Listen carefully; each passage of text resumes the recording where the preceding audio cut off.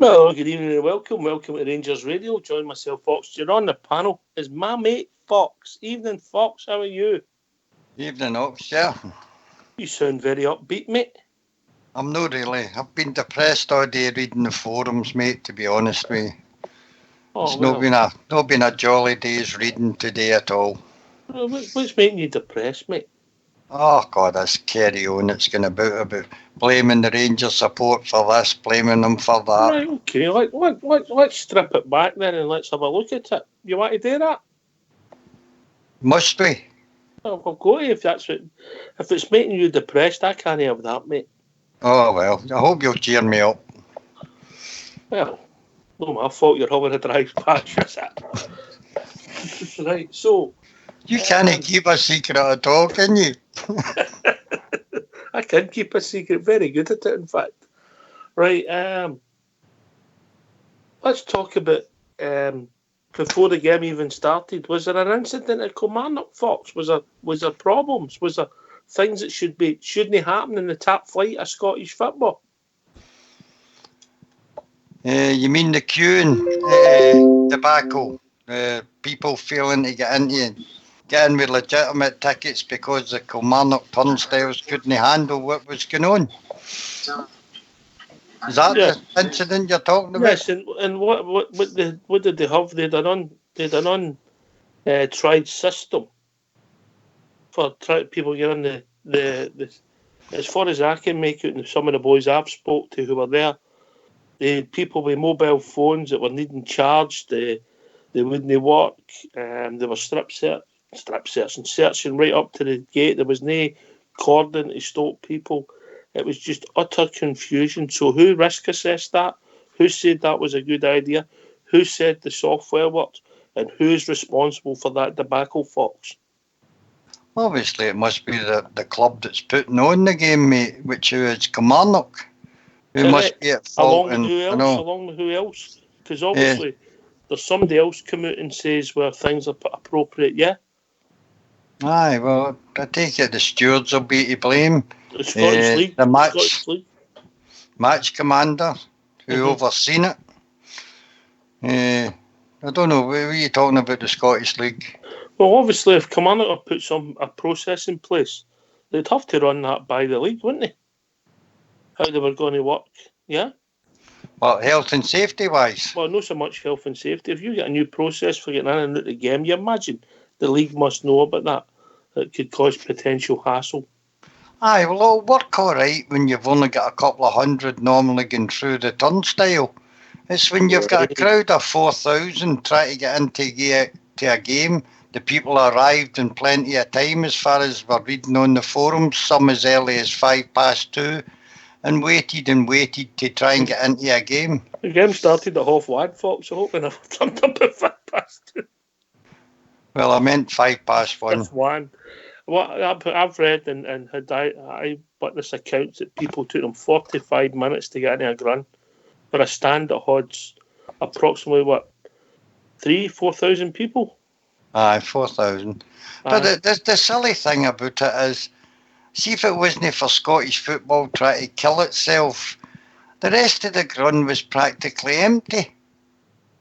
I mean, it's madness that you've got a crowd of 4,000 queuing up patiently to get into a game at one end, where everybody else over the ground could have strolled out and in for the next half an hour and still get in. Went for a fag. So, Kilmarnock made a decision last year would have a family stand. When I looked at it, I think it was about a quarter full. Was that fair? Aye. So Scottish football, they've done themselves out approximately £120,000, yeah? Roughly. So they can afford that. Why can they afford it? Because they play on they don't have a proper pitch. They don't have a training ground because they can train there. They've cut the cost to the bone. The product on the park being delivered is crap. The game's empty, so when you televise it, you don't get the atmosphere. It looks amateurish to the rest of the world, particularly when we're one of the main games. There's no EPL games. You get the grounds full if you can, properly, safely, and done correctly. and market the game for the good of the Scottish football. But they don't seem to. There only seems to be one team, whoever seems to put Scottish football first, and I'm sick of it, mate. I'm just getting to the stage where there's one team. I'm falling into the Bridgeman camp, actually. I was never against boycotts for... You know what I'm like for boycotts for away games, mate? Never. Because nobody would tell us not to go when we're younger. But I'm beginning to feel that way because we're getting sucked in and used and abused. And any trivial or any small incident is totally over-exaggerated, mate. That was a bit of a rant, wasn't it? That was quite good. I was enjoying it. I wish you'd have kept going for another 10 minutes there. It's stupidity in the faults of these teams. They constantly complain that they can't pay out better wages to attract better players when they'll not allow their ground to be used and occupied as it should be as for a business. Absolutely crazy. And how they can survive by cutting their allocation is beyond me. I know they've not got much of a wage bill. Maybe last year they would have earned about $1 million plus out of their position and finishing in the league. So I think that's the way they're planning to keep their clubs going. It's like we're running on basic wages. Don't want to employ anybody decent because they come out with the excuse that they can't afford it. But meantime, refuse to take in decent people's money to go and watch a game of football. I mean, I don't know what would £120,000 get them. Maybe 2 players for a season. Well, what would you say their average pay would be? About 1,500 to £2,000 a week? As much as that? Say £2,000 a week. It would get them a player then. And the 2 home games would get them 2 players. Aye. To improve their squad. And 4 times you've got to take in them across the city going there as well, who will be under the same restrictions we are. And they must be every bit as bad. And I'll tell you what, mad about it as we are, you know. I think I said it last night. I checked YouTube just to see what happened when a winner was scored there, and it was the same. It was the same goal, same end. I think it was again back in March. The people were on the park. Nothing said, mate. Nothing. Yeah. No, it's funny how they bring a joyous atmosphere, but we bring a poisonous one. That seems to be the stand in Scottish football. Our fans aren't allowed to enjoy the moment, but everybody else, it's okay for them. You know my theory where this all started, and I've not been able to put the genie back on the bottle. And myself, yourself, and Bridgeman, along with my lad, were at that game. Yeah, who witnessed all the scenes. The cup final. And they've not been able to put the genie back in the bottle, mate, because they never dealt with it. Correct. At that time, even our board came out and said things and then backed away from it. So there must have been a lot said and nothing done behind closed doors when they had their meeting on it. But as you rightly say, that set the standard for anything else that was going to happen with people going on to the park, etc. So they've brought it on themselves, Scottish football. But once again, even and the outcome, there a wee bit of inquiry into that. It was Rangers fans that get punished more than anybody else, you know. I agree. I've never done nothing. Nothing.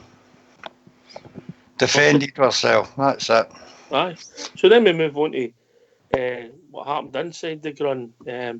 But what I can make out, the stewarding in the stand was non-existent, mate. I don't know if you've read any eyewitness accounts of that, mate, and seen some of the things on Twitter. Well, I didn't really read any eyewitness accounts, but I thought in general the crowd were well behaved.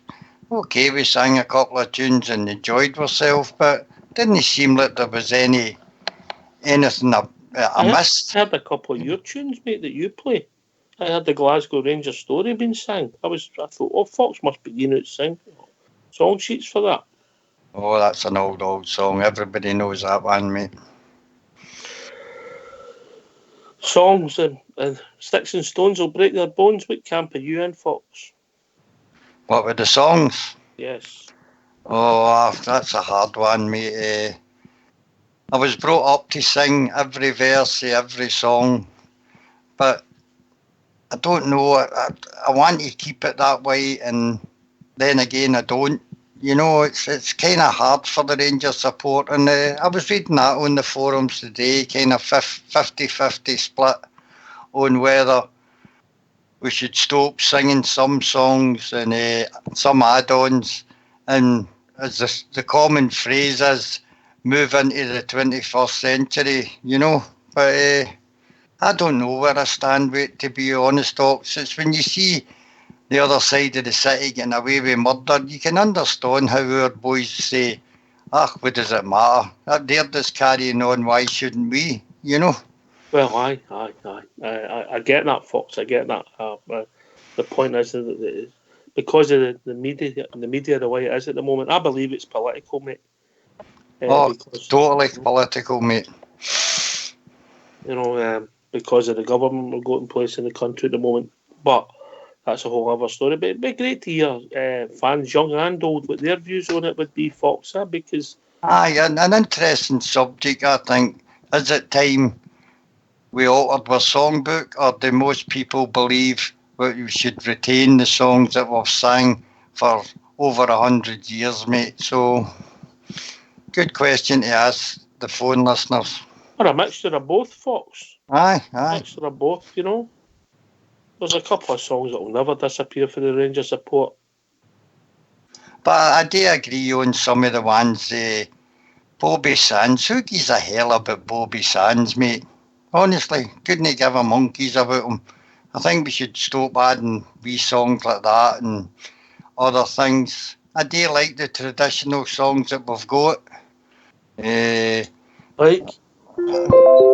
Like every other Saturday, and that wee song I played last night, The Boys in Blue, hadn't heard that for years. They played it, The Legendary Rangers, and we've got a good songbook, mate. It's just that people maybe no find them trendy anymore, but we should make them trendy. And how do we do that, Fox? We're playing them at the park and maybe getting the UB to learn the lyrics and bring back some more old songs. I see they are doing it gradually, bringing in one or two good old-fashioned songs, and I appreciate that when I'm sitting in the stand listening to them. Songs, you know, what's your favourite, Fox? My favourite song, The Rangers Story, mate. That's my favourite. So what's yours? Oh, Horace songs. I like the Blue Sea of Ibrox. It's got a big meaning to myself now, but I also like Wolverhampton Town, mate. Aye, well, I do like Blue Sea Ibrox. There's a few different versions of it, all well done. I like the Blue Notes version personally, Fox. I think it's tremendous, you know.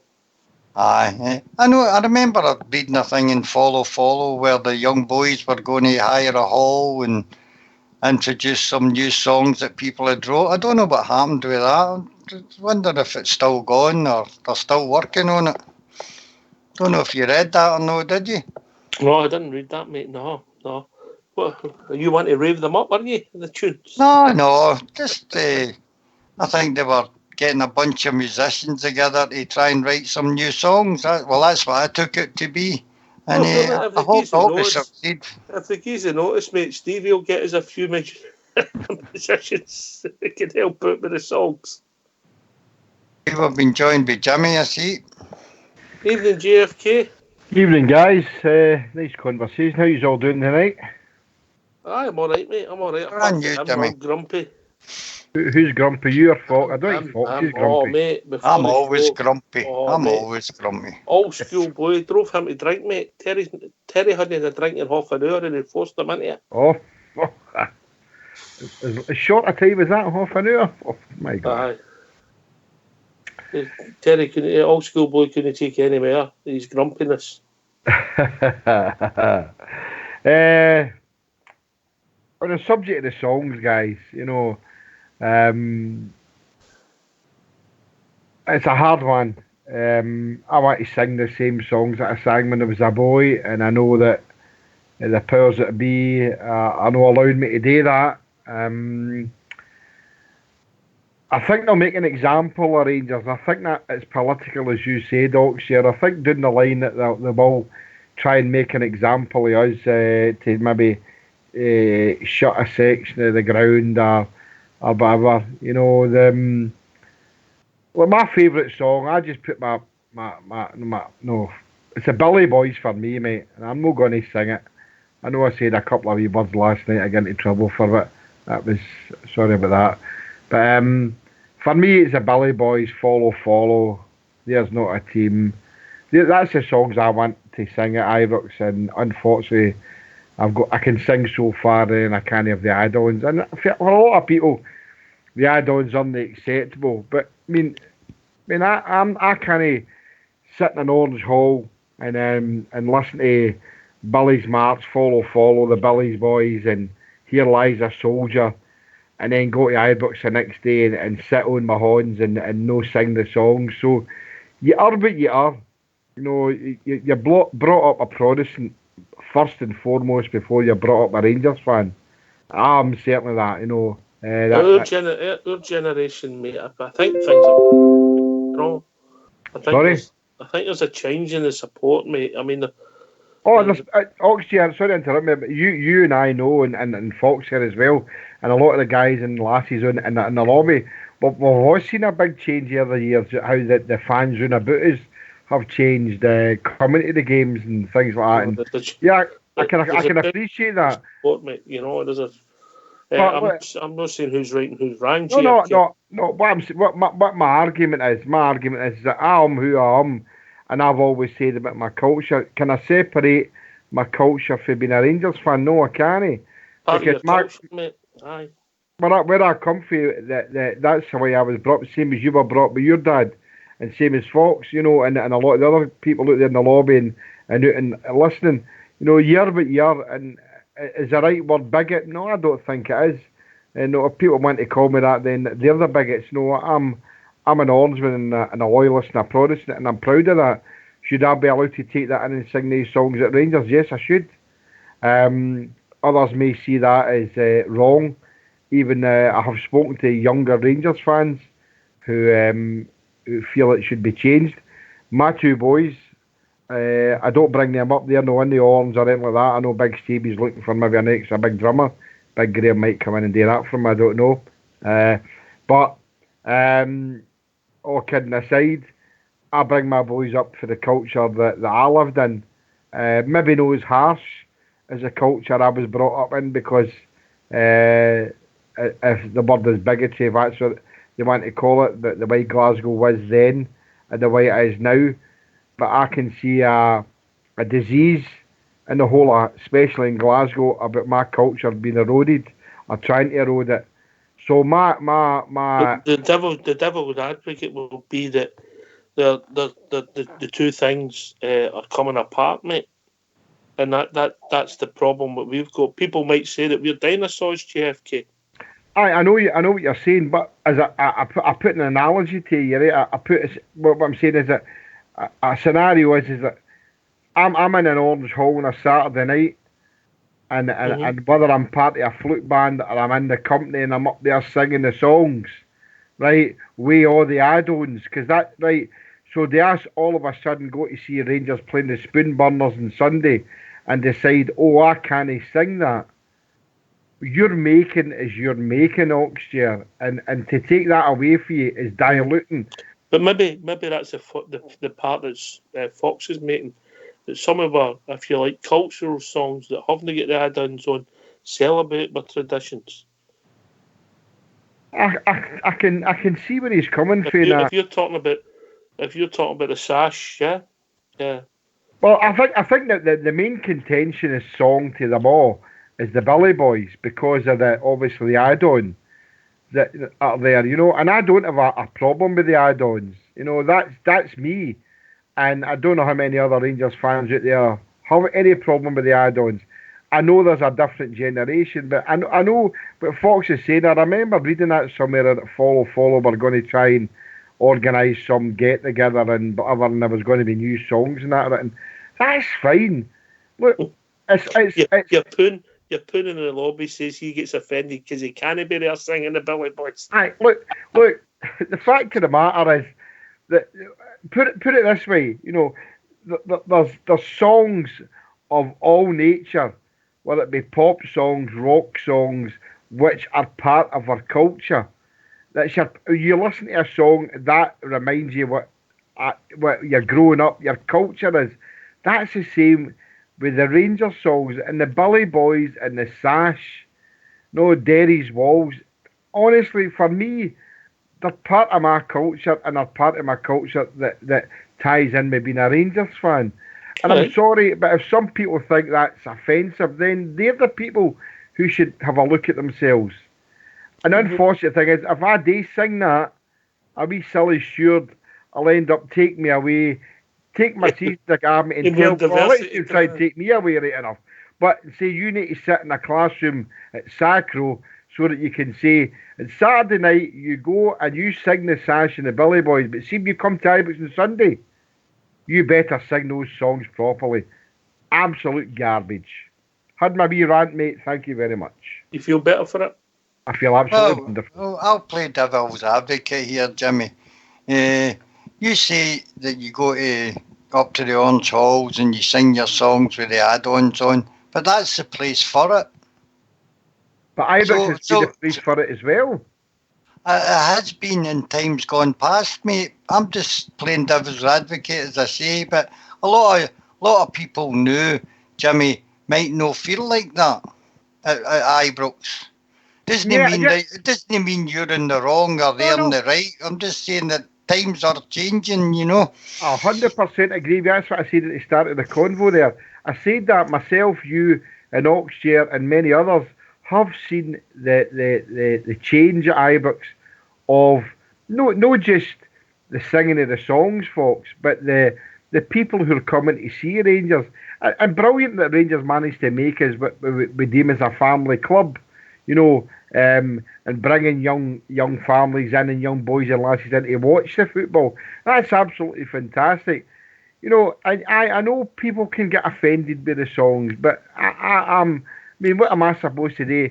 If somebody comes to me and say that you can't sing these songs anymore, okay, well, obviously I don't sing them because I don't want to get to jail, And your singing's not that bad, mate. My singing's absolutely good, by the way. My karaoke nights are legendary. I'll have you know, right? Especially the nice songs that I sing. But no, I can see where Foxy's coming for 100%. The times are changing, and there's a generation coming through. There's not as many in the generation. It depends what kind of generation or what kind of culture you're brought through. If you're brought through just as a Rangers fan, right, and I'm not being condescending to anyone who's just, but I would say just a Rangers fan. Don't take that the wrong way. But there's a lot of that are brought through a different kind of culture, like an Orange culture, a Loyalist culture, and an Orange culture. So that they two marry in, and that's where I'm coming from. In that Oxshire, I was brought up with that culture. What do you reckon? The 50,000. How many do you think's part of that culture now, mate? How many in that? Out of the 52,000, I would say probably you'd be lucky if there was 10,000-15,000. Oh, I think you've been way over the top there now, mate. I'm saying that if you were lucky, way over the top. If you were lucky, that's me being. I think if it was 10,000-15,000, I'd be happy. But I agree with you. That probably is a too high an estimate. If you went back two generations, you'd be maybe a different question, mate. Yeah. Oh, definitely. Different answer. Definitely. Anyway, if people want to join us, give us their thoughts, because it'd be great to hear from some of the young bears, Fox. Yeah. I would indeed. Yeah. Because obviously there's only me representing the young one here. We used to, so it'd be great to hear from them their thoughts, because look, as I said last night, we know we're in a war, and it's a different kind of war, JFK. It's a war of snidiness, comments, half-truth, fake news, exaggerating the truth, telling lies, blame when there's no blame, and the big bad Rangers. Now, we're big enough if we... I just get Terry's message here. Enough old school boy. Aye, I know. You think you mute there and sending messages like that to us? If we're in a different type of war, so we just need to be a bit smarter. And it'd be great to hear for the youth, see what they think, because we're not here to preach, mate. No, I am. Can I just before you get it? I'm guys. I'm out there preaching MD. Anybody, your opinion about you feel, mate? Yeah. Anybody that knows me knows who I am, and whatever way you want to travel is all right with me. I've not got a problem. If you feel that you can't sing the songs, I'm not going to argue with you. That's the way you feel, and that's okay. So I'm not wanting to try and get some that you need to sing these songs. You feel you don't want to sing them, don't sing them. Don't have a problem with that. All right, if people want to join us, what's the number, JFK? 0141 356 1972. Where else can they join us, Fox? And join us on Skype at rangersradio.online, and Old School Blue will bring you into the call. All right, we've been called with our first caller. It's a Mr. G. Adams. Oh, sorry. How we doing, Stardog? How are you, mate? I don't think he's there now, mate. He's dropped out again. He was there a second ago. I know, he's just dropped again. A second ago. All right, he'll be back. Hopefully the wee man's going to fall off the bunk bed again, eh? Mm-hmm. Been a while since you've done that, Fox, for the tap bunk. It's been a long while since I've been in a bunk bed whatsoever, mate. I think he's back. He's all Stardog. Evening, Stardog. You must be having problems with the phone. It must be Stevie Fierce just trying to have the internet in that way. But I'd be great to hear from the young guys, mate, to see what their thoughts on the subject in GFK, because it is a motive subject for the support. And obviously, if you go to the games, you're first and foremost, you're there to support the team. Now, we support the team in a lot of ways, don't we? Financially. Of course we do. No, I mean, it's, as you said earlier on, it's an emotive subject, you know. I mean, we go to the games and we support the team. We buy everything that we can to keep the club going, merchandise, and I mean, we've got a waiting list of 15,200 for season tickets, which is phenomenal. And I know there's a lot of things happening with the elite Hummel and strips and all that. Just to let you know, I'm not saying how the club are going, but they've said they're going to stop that waiting list once it gets to 16,900. Oh well, that's quite good. Is that? I think that probably would be notification that in the 12th then, will we? Anyway, we have been joined by a young caller, and it'd be great to hear his thoughts. Caller? Oh, you shut up, you. I'm good, guys. I'm good. How are you? Sorry, Albert. He ruined it. I was just like to throw my tuppence worth in if I can. It's the people are attacking the Rangers support and Rangers themselves and calling us bigots and sectarianism. They're actually bigots themselves. They don't understand what they're actually talking about. They're just talking absolute nonsense. The fact that they're telling us that we're bigots and we shouldn't be singing songs and all that makes them bigots themselves. They don't understand that because you're intolerant to other people. That's what bigotry means. And other people's views and ways of life. So I'm laughing and going like that. You're shouting and bawling out there about don't sing the songs and don't do this and don't do that. And I'm saying, why not? What's the difference? I'd rather people sang songs than actually lifted their hands or firing bullets at each other or doing things like that, like most of the sectarian carry-on throughout the world. And I'm saying it's only a song and it's only certain words in the song. It's not the whole song. You're sitting going, it's nonsense. It's absolute nonsense. It's people who just want to attack the club and the support at any given reason, and they just see this as their big stick. If it's this, it'll be something else. It'll be something else. They just hate Rangers and they hate the Rangers support. They want the Rangers support's money, but they hate Rangers. That's just as simple as that, mate. And you could talk all day to your blue in the face. You're never going to change their mind. You're never going to make them like Rangers. They just hate us. They're bigoted themselves, and I have no time for their opinions and no time for them. Are you sort of saying to me that sticks and stones will break your bones, but names will never hurt you, mate? Is that what you're saying to me? Correct. That's exactly it, Ox, because what's happening now, over in that Holyrood dump, is they're in there in the darkened room trying to get legislation for all this, so the legislation only affects one club. They had legislation in place, if you remember right, and it was pushed by another club. They got it into place, and hey, lo and behold, who was the biggest offenders according to that legislation? Oh, they weren't meant to catch them. So what did they do? They went back to and took that legislation off the statute books, and now they're in a dark room going, look, we want legislation, but we only want it to affect one club. That's just what it's all about. You're sitting going, look, a bigot's a bigot, no matter what jersey you're wearing. So people are sectarian. They're sectarian right across the board. So I'm saying to myself, stop trying to pick in one club. If you truly believe what they're saying, they would do it fair-minded. They wouldn't start just picking on one club. Yeah. They would actually look and say, look, it's the whole of Scottish society, or the whole of West of Scotland at least. They should all change. But they're not doing it that way. They're just picking on one club. They're picking on one set of supporters. And everything is wrong with that. To go into the park, it's a bit... Sorry, mate. Are you saying to me it's political then? It's very political, and it's wrong. We get told, and the UEFA keep telling us, and FIFA keep telling us that politics should stay out of football. Welcome. You ought to take a wee nip out of Scotland and see what's happening over here, because all I see is political posters, political banners, sectarian banners, and sectarian carry on, all under the guise of political messages. My trumpet is political message. It's pure and utter hatred. It's religious. Now, don't get me wrong, I've not got nothing against Catholics, nothing whatsoever against Catholics, but I've got everything against the Catholic religion. I do not like the Catholic religion, and I'm no fear to say it. I'm telling you out loud. But if you want to be a Catholic, you wire and do your thing, mate. I've not got anything against the people who want to be Catholics, nothing whatsoever.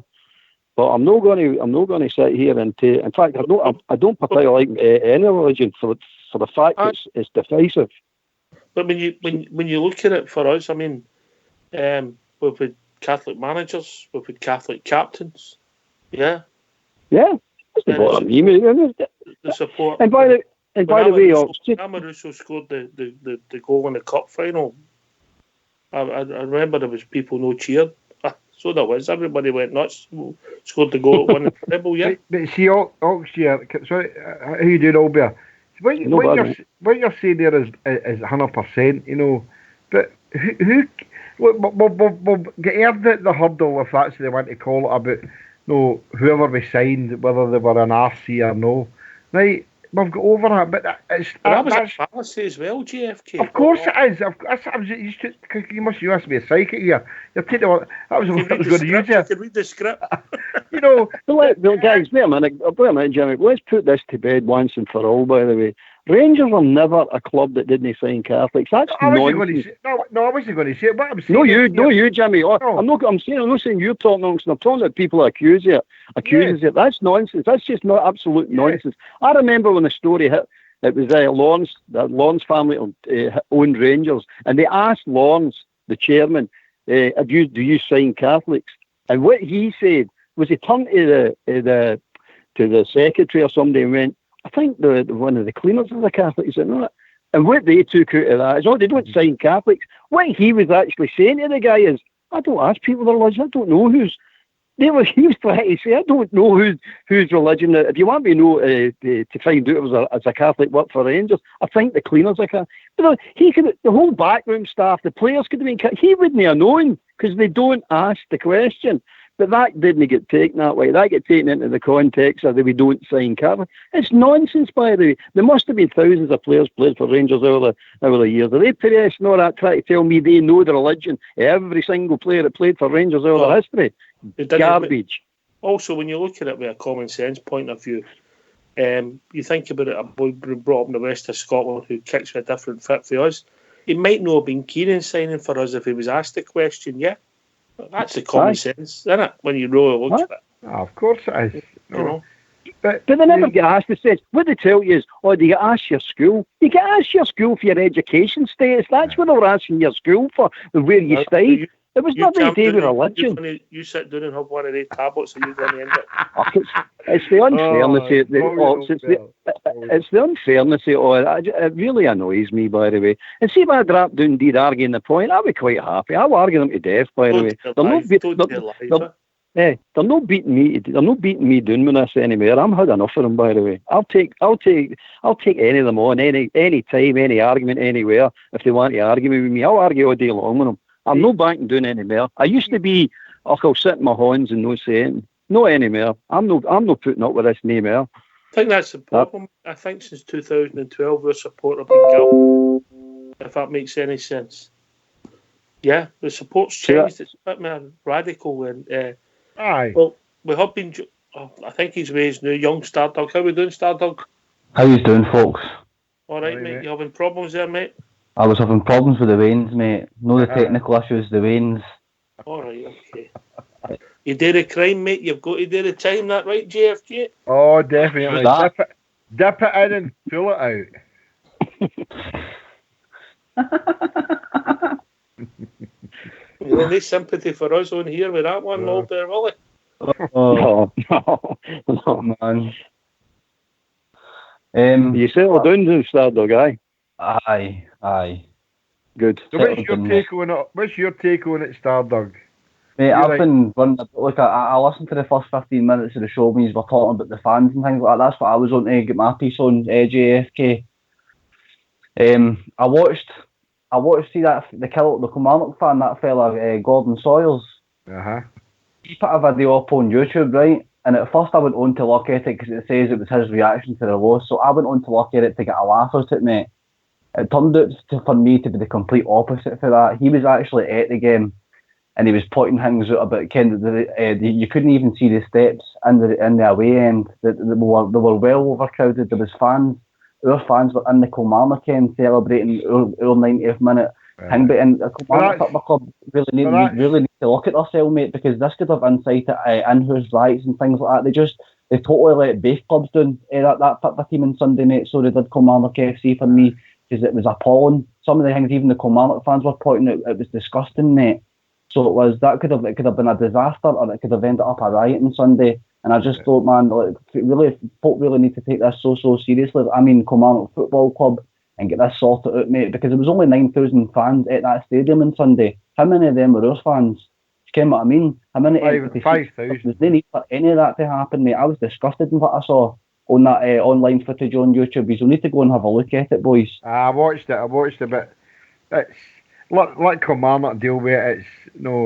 That's the way I look at it. Let them deal with it. Let's see what the SFA deal with it and the SGFA. Looking at that, mate, I mean, it could have been such a close call. The ground could have collapsed. There could have been fighting in the Kilmarnock end and people celebrating and things like that. It's just Rangers and Kilmarnock fans mixed in together. It's no good, mate. Neither is, but that's up to them, like you're saying, to fix that. It just concerned me, mate, seeing what was actually growing inside the stadium. There was a lot of wind. It used to happen. Well, Rugby Park, mate, you used to walk around it. There was never any hassle. Yep. Never any hassle. Nearly every ground in Scotland at one time you could walk right around. Aye. I remember those days, aye. I mean, my pal was there with his wee boy, and he said his boy was terrified and things like that at the end up. So it was. So there was just a lot of. Where was he, mate? He was in the Rangers end, aye. Right. Was this getting in or in the ground? It was during the goal and things like that, mate. It just said everything got kind of combusted, and it was the wee guy taking game, so it was, and they kind of panicked and things like that. But obviously, he would have just got a fright, you know what I mean? But he said it was just dead combusted, and everybody was barging into one another, and there just wasn't much space really at all. And just really unhealthy. I mean, that ground could have collapsed, things like that. Everybody would have been standing up a corner the last minute, and then obviously they scored the goal, and that's when the seats become dangerous, because when people jump up, they can fall because the seat's there, and then if your Fonte was a young kid, mate, he doesn't understand what's going on, because everybody's had to go to their first away game, so people might say, but you take a young kid for it, but people are entitled to do that. I've done it for the day we all started going to watch football, so it's just, it's a difficult one, but when you looked at that ground, when you watched it behind the goal, and when they're taking that corner, there's no a white bit to be seen where the steps are, mate.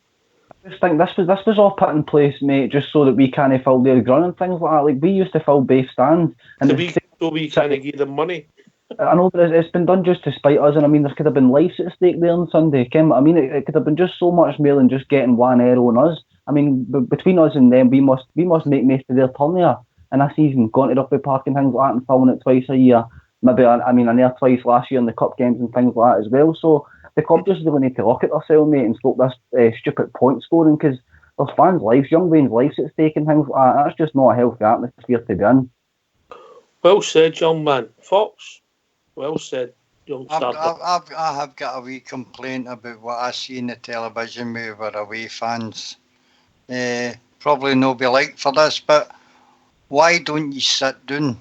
That's dangerous standing up with these seats. We all know it. But any away game, mate, even at Hampden Park, the national stadium, nobody sits down, mate. Mm-hmm.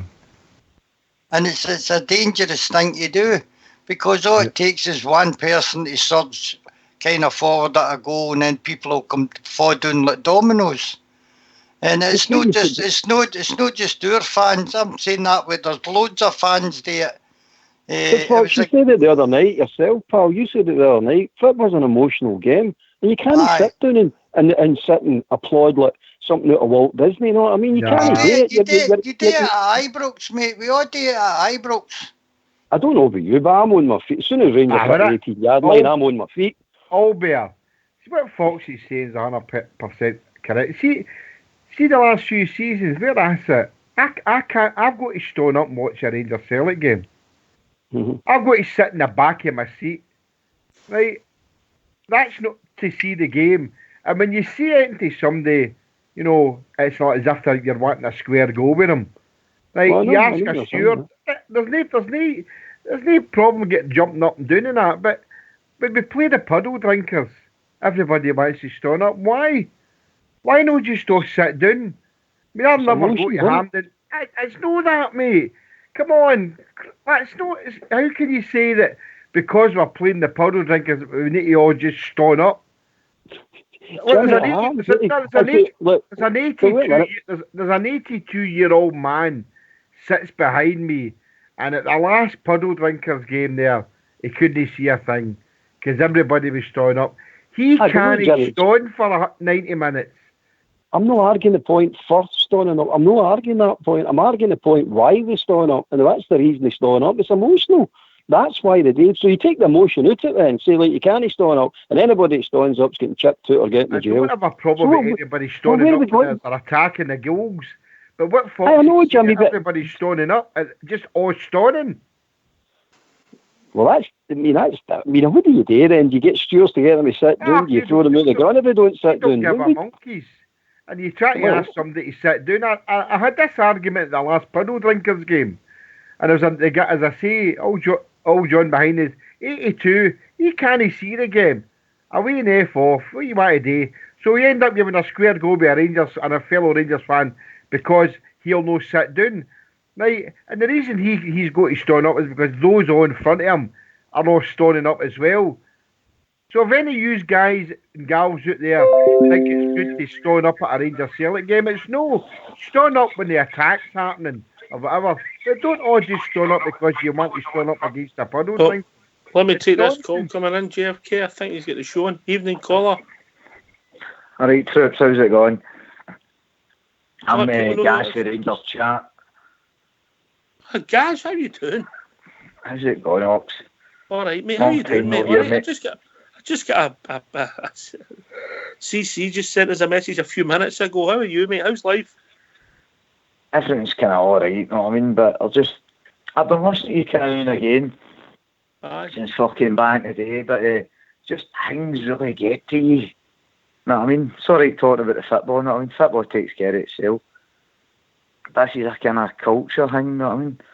And I think Jimmy's pal easily just go and fucking what's your language, somewhere else.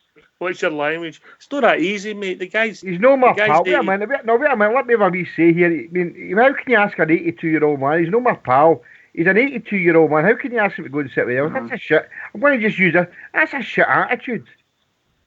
No, I think you should even if he wants to go down there, now they kind of rerouted to where they kind of, I know he's not disabled, but get down to that neck of the wood where they can actually just get a full view of the whole game.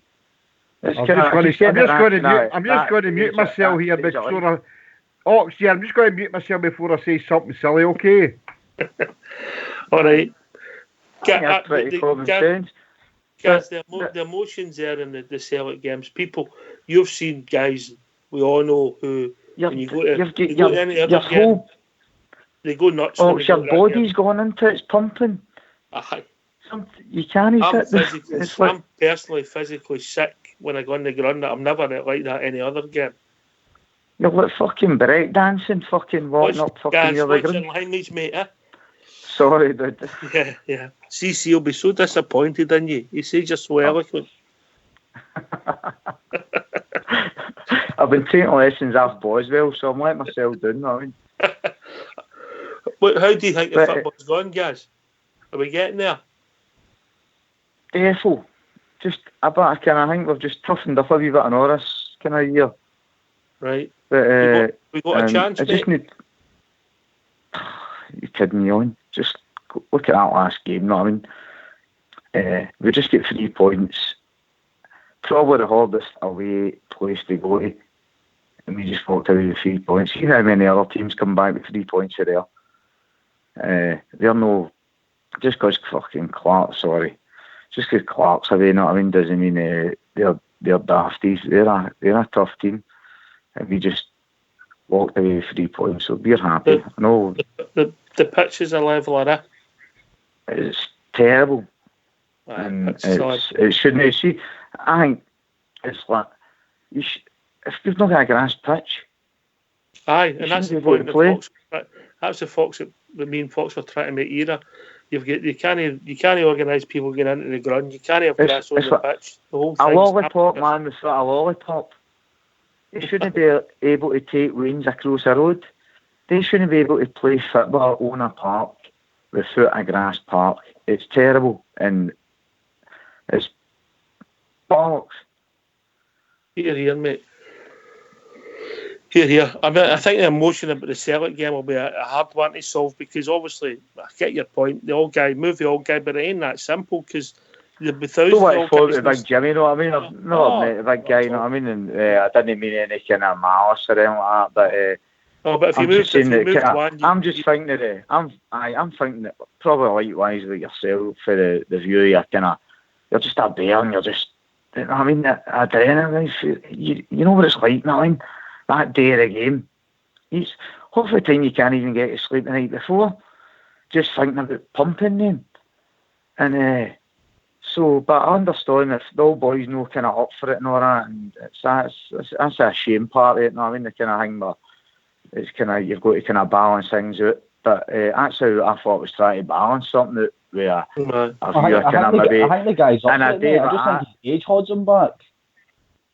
Sorry, what's that, bud? I think the guy's definitely up for it, mate. I just think the guy's not old enough to be jumping about like the rest is up there, and I just don't think, mate, moving him, like just turning around and saying, oh, well, he should move. Like, you can't just move somebody. You know what I mean? You can't just do that. Nothing's that simple, mate. I just think the guy's 80 odd year old. How long has he been going to Ibrox for? The guy's got just as much a right to enjoy any air game, mate, like anybody else. Do you know what I mean? Yeah, that's the problem with the seating, mate. That's the problem with seating. When people stand up, they'll bring Fox in because if somebody raised it. Fox, that's the problem with seating. It doesn't work when people stand up.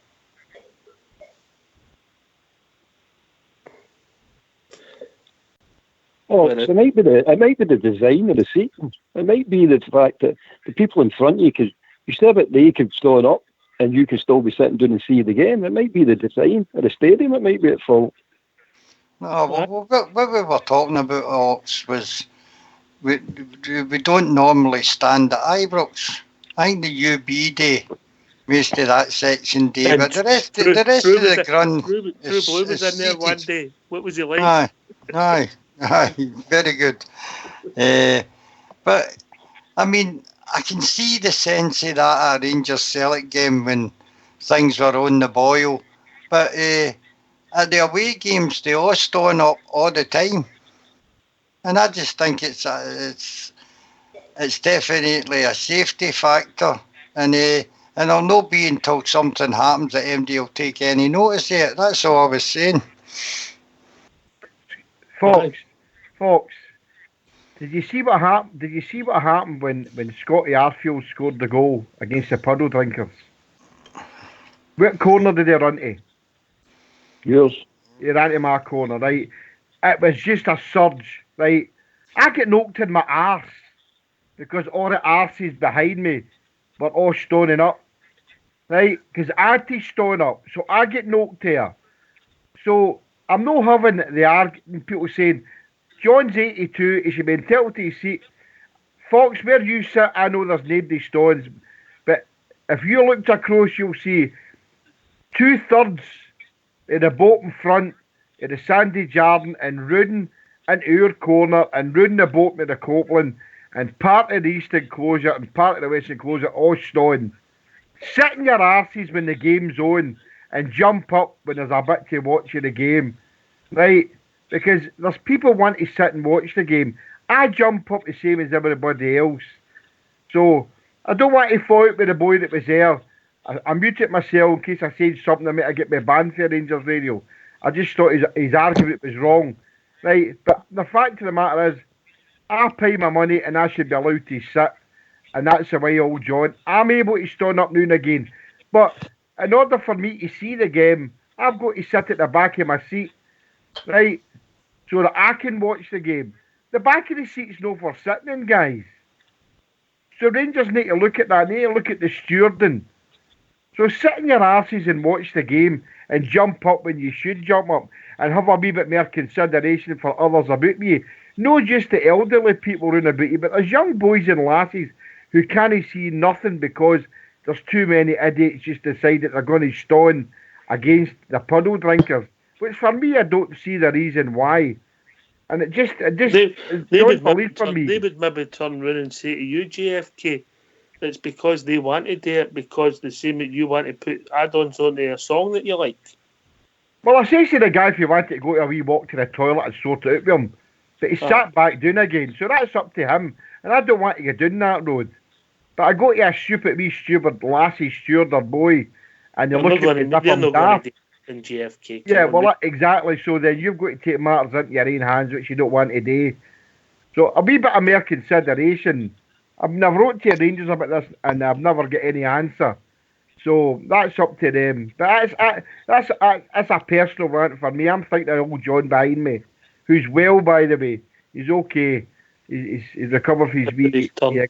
But if he's got to stone at every blooming Rangers Puddle Drinkers game, then he'll end up taking more turns. Anyway. I'm shouting. A motive subject you raised there, Gaz. You've not been on for a while. I'm laughing at the big man there. I phoned up for something different, but I kind of moved. Went off on a tangent. Something was kind of guys, Paul. So I'm not what I can't be on, but here, big man, I wasn't talking about every game or I know just the fucking the Tiggs game or anything. I'm talking about me and all. I don't like stoning all a full game. I like sitting down my fucking ballroom, my pie. Me and Oxshire go way back. We went to grounds all over the place, and we stood at the old Tannadice, the old Airdrie Ground. We've been to all these places. You know, so it's always different. Stoning's not a problem in that aspect. But I heard that CC asked somebody to sit down, and he was sitting down. And Gaz, is that right? He's a low down bum. No, he's getting taller. I think Maria bought him a pair of Cuban heels. He's kicking it. I'm 5'2" now. Oh, 4. He's going to tell me. He'll squeeze 5 in there, but he's 5'4". Well, what's he saying? Aye. But I was going to phone about it. It was all kind of a song thing. Because I don't think any football fan in any ground in the country, all over Britain, gives a monkeys what the other body team's singing, right? And some of the funniest things is I've sat at bloody Hampden or I listen to Partick Thistle fans, and some of their songs have been the funniest ever. Pelton us, Pelton the Tags, Pelton everybody, but they've been funny. Nobody bother. Football fans don't give a monkeys. It's people that don't go to games. They've got things to say about it. Easily offended. We're pandering to all this lefty kind of bloody liberal crap. You know what I mean? And I think we shouldn't pander to that. We've got a culture. This is a Protestant country if you bloody forget about it. And we shouldn't be pandering to anything. And football in this country only started getting infiltrated in 2007 when that bloody Dr. Death took a job Celtic chairman, and that's when you started getting bloody all that crap. You know what I mean? Listen, guys, mate. I'm just going to cut across here. I've got something to announce, which is pretty bad news, but I'll put a lot of things into perspective. But listen, mate, thanks for the call, and don't you be a stranger, all right? And your mate's got a message for you. He says he's taller than you. He's just messaged me. Aye, right, no bother. All right, thanks, guys. Anyway, right. Cheers, mate. Keep it real, boys. We are the people. Just remember that. Cheers. Listen, I've just been messaged just at 7 minutes to 10 there. Quite sad news. I don't know if anybody phoned it. The wee boy, Billy Blue, the wee boy we mentioned last week. We gave him a shout out. Yeah. Unfortunately, passed away tonight. Cardiac arrest. Very, very sad. So for everybody here at Rangers Radio, can we send all our respects to Billy Blue's family and friends, mate. Really, really sad for anybody who was a child, but part of the Rangers family, and my heart goes out to all the family and friends. So sad to see the wee boy so young, such a fighter, and he's got all the Rangers stuff in his coat and his wee strip and all that. I don't know what to say. So sad. Anyway, lads, get yourself in mute and we'll have a tune for our Fox.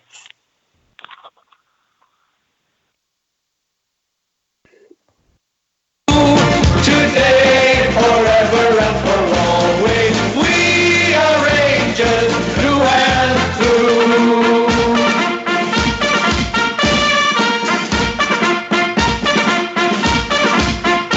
Well, the legends come and the legends go, but Rangers live on just the same. For a new one's born when the blue shirts won, and we all remember their name. We are the legendary Rangers. We wear the legendary blue. Today, forever and for always, we are Rangers through and through. And there is no doubt what we're all about when we face the world and say, bring it on some more, 'cause you know for sure that we don't do walk away. We don't do walk away.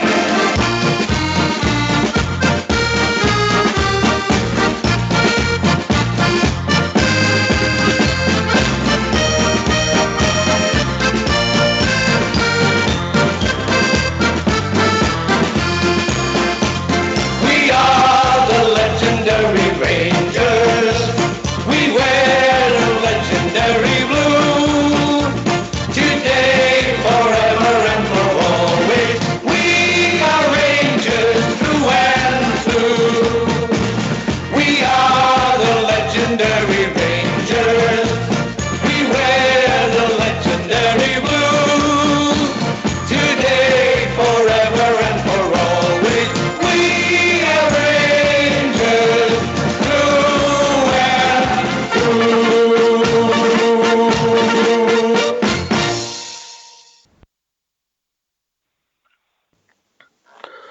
Thanks for that, folks. Thanks for that, mate. Oh, I've got to say the news of that young boy just took my pee out my gas, mate. Very sad. We all back? Yep. We're going to have to learn that one for Sunday. Well, it wouldn't go wrong that, mate. We don't do walk away, is it? I preferred your one last night. I thought that was catchier, mate. They're all catchy when you listen to them. All right, mate. All right. Where are we? Old Bear. Aye. So, we're in a... how do I put this? With they supporting the media, I think that's pretty obvious. The way we're portrayed and have been for quite a while.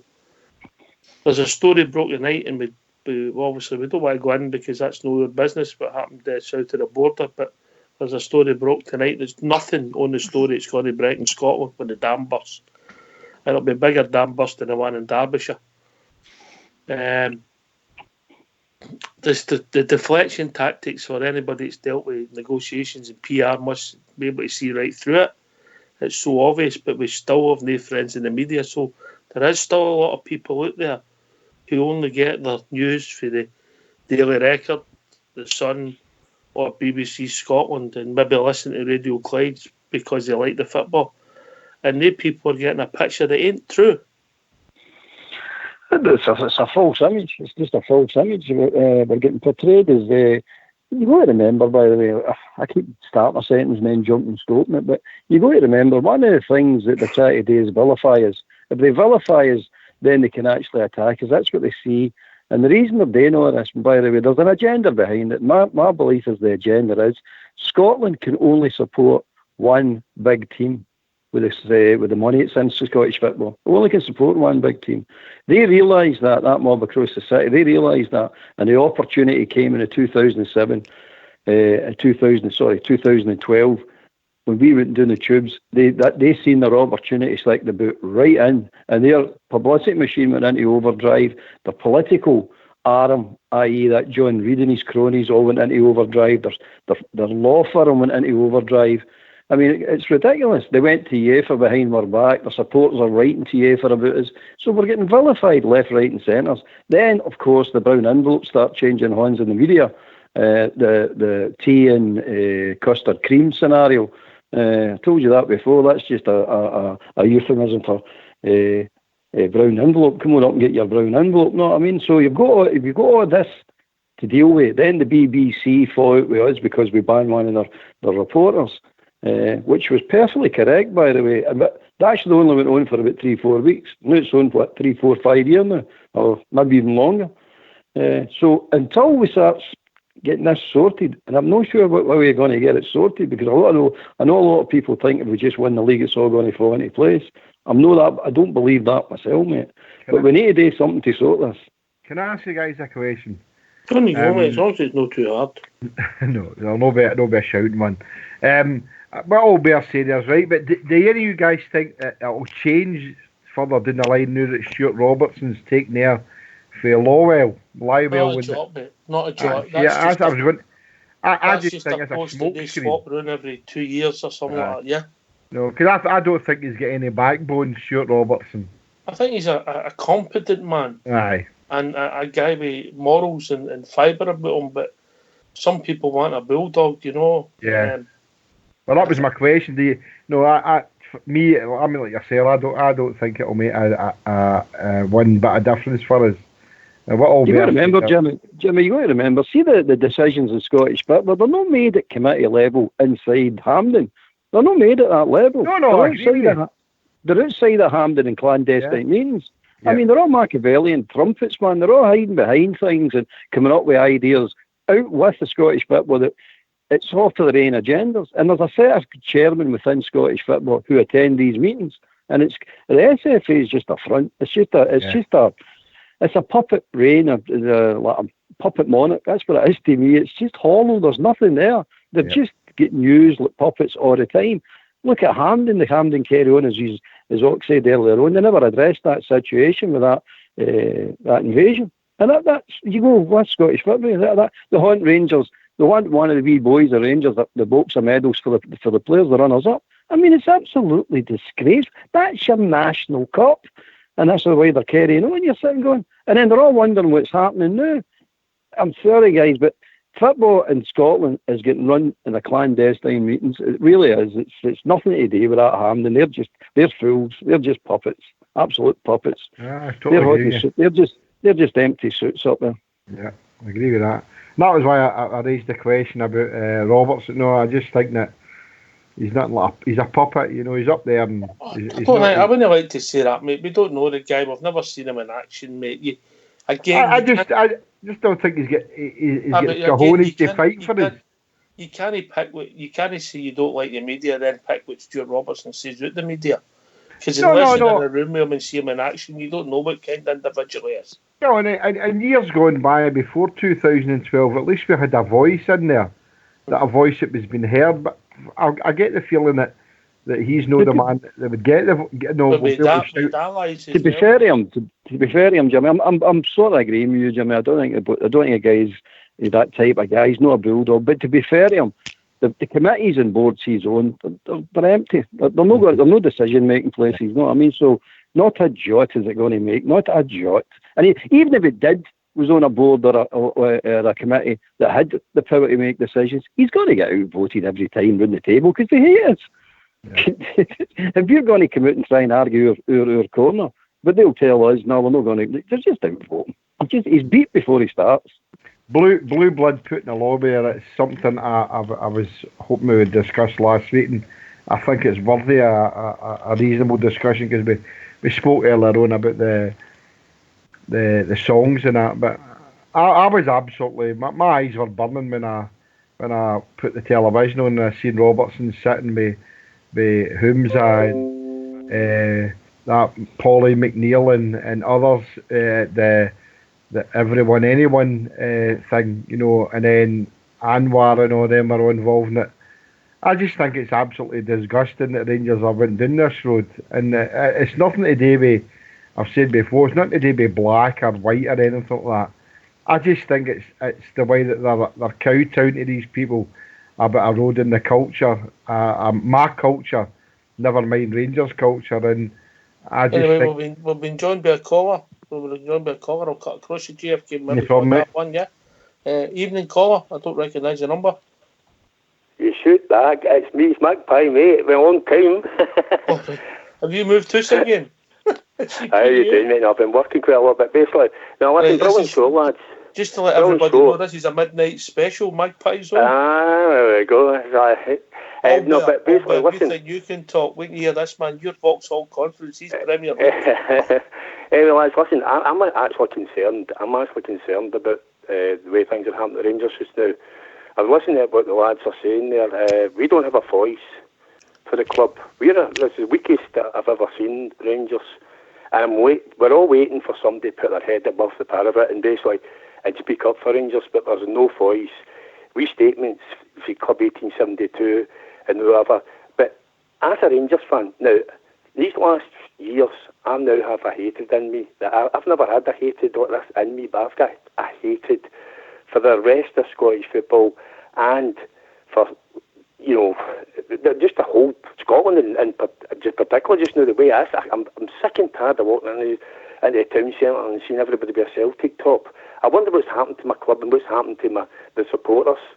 And I don't know how much we've got to take this serious. We're going to start getting deducted points. This is what the end product's going to be. When people are allowed to say what they want to say on a programme with Sports Scene, people with hatred in them. Now listen, I heard that Middleton, Hibs, we were talking about, I don't know if he's away or he signed with him. Yep. I cannot believe that for a second. If that's the same Hibs, they wouldn't entertain Rangers with any of the players at any time. Not that we wanted them. The Hibs at the protest nearly took Koulibaly's head off and then tweeted on it as if it was something to be proud of. Scott Allen did the exact same with Rossiter. The Hibs that hate us, the Hibs that attack the players, and Rangers are talking about lending. I was so out of touch with the Rangers fans, it's untrue. I read some people saying this would be a good move. He'll play against Celtic, he'll play against us. I don't want any Rangers player near that team. And that's my opinion. Now, if you... I don't think you're alone in that thinking, Magpie. Well, if you look at society, you're right.